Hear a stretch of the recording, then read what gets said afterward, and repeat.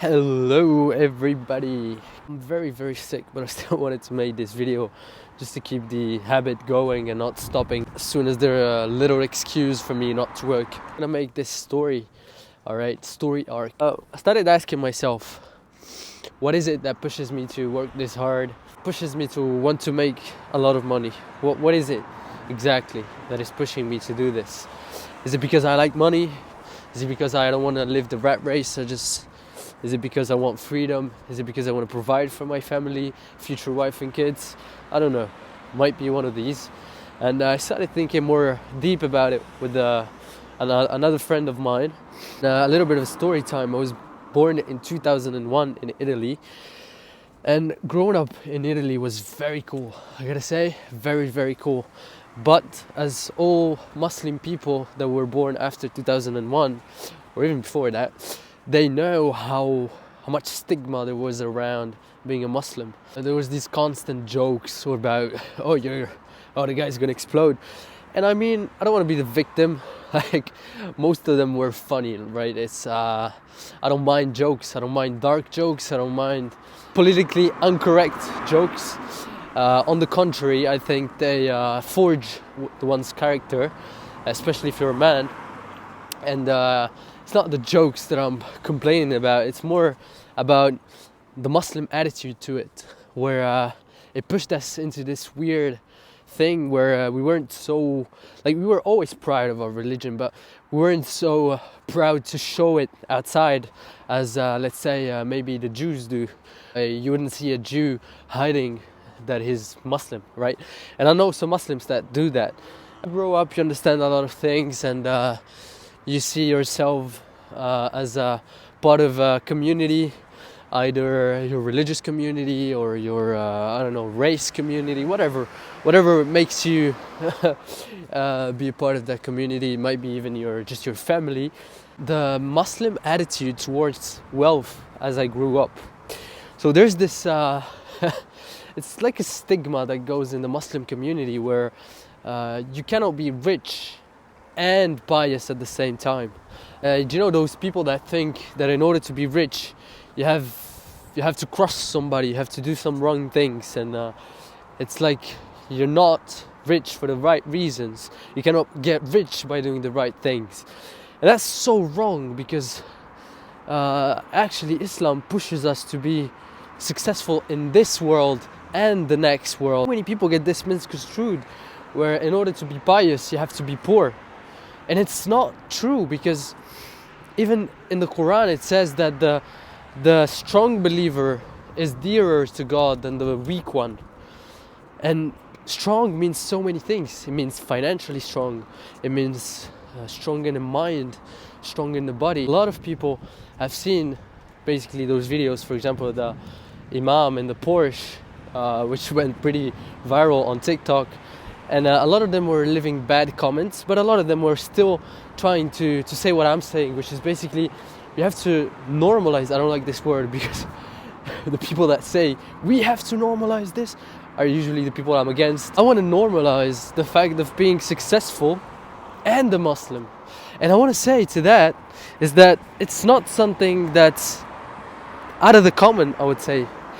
To the contrary, I would say being rich and being Muslim is pretty easy, because the discipline that faith gives you is so much catered to being a successful individual. The discipline that you have from praying 5 times a day, the way it structures your day, the way we have to be fair with everybody in friendship, business and familiar relationships, the way we have to smile and be kind to strangers, attitude, the way we behave, the way we're kind to strangers, the way we smile to strangers, how we treat them. Do we call them from time to time? Do we care about people, or do we just talk to them to get some things out of them?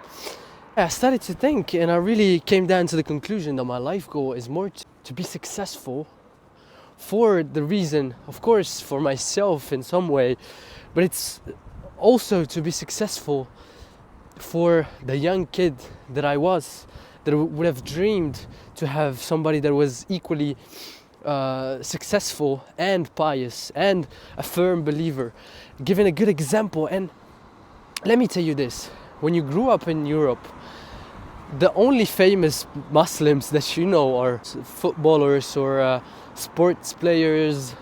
There's no actual businessman which is wow, or maybe we don't know about them, they're not very famous in that sense.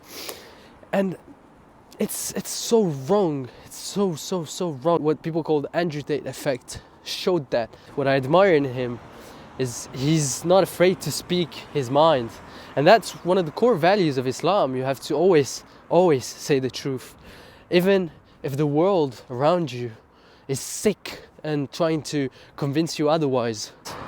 A lot of people converted thanks to Andrew Tate, because today's world is so sick. Just because something is famous or done by the majority of people doesn't mean that it's right. Let me make an example of this. There's this bias around famous people where if they're famous, it means they have something to say, or it means that we have to follow them in their behavior in some way. Being famous is not being wise. They're two very separate things. And many people, many young, especially young, impressionable people, cannot make the difference between famous and wise. And so you have the entertainment industry, for example. These people are not like, they don't have nothing to bring to society, in truth.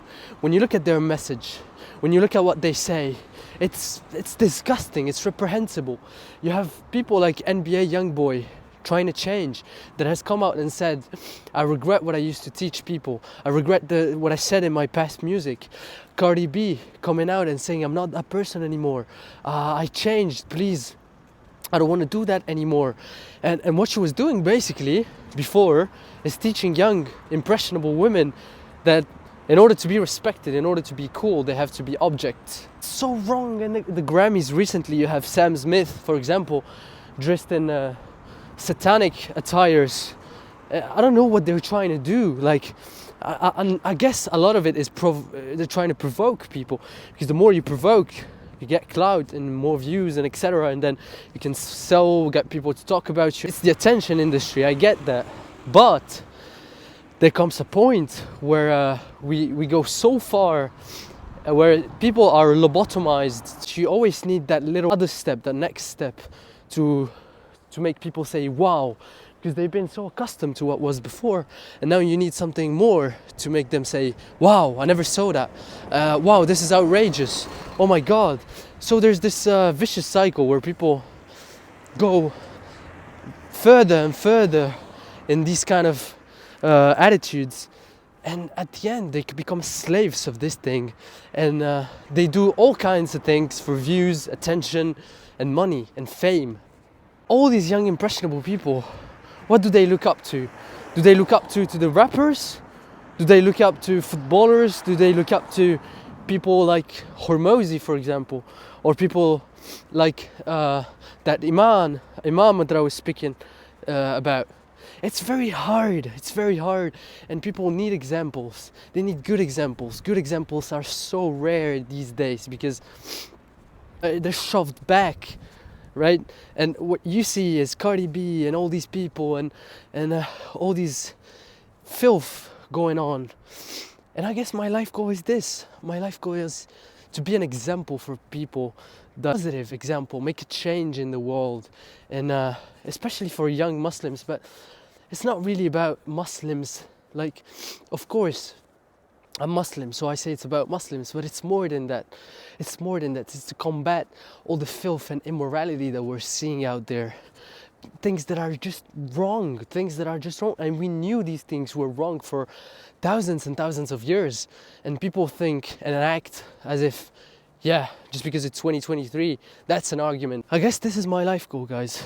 Being a positive change in the world, being successful, showing good manners, and at the same time, by my manners, by what I do, by how successful I am, inshallah, if God wills, show people that there's another way that you can be successful and well-mannered and speak well of people and do moral things and act with just somewhere of a moral compass, and not have to be a slave to the attention, to the fame, to money, etc. Yeah, I don't want this channel to be a Muslim channel.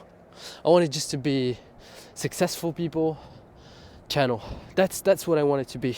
Successful people. I hope you liked the video. I hope you can share this with some friend. I know for a fact that this is in a lot of people's mind, because it was in mine for so much time, and this is not the first, not the last time that I'm going to be speaking about this. But I really think that people can relate to this feeling, being successful and yet having a moral compass and all of that. So guys, if you put a like down below, share it with some of your friends, and yeah, thanks for watching. Bye bye guys.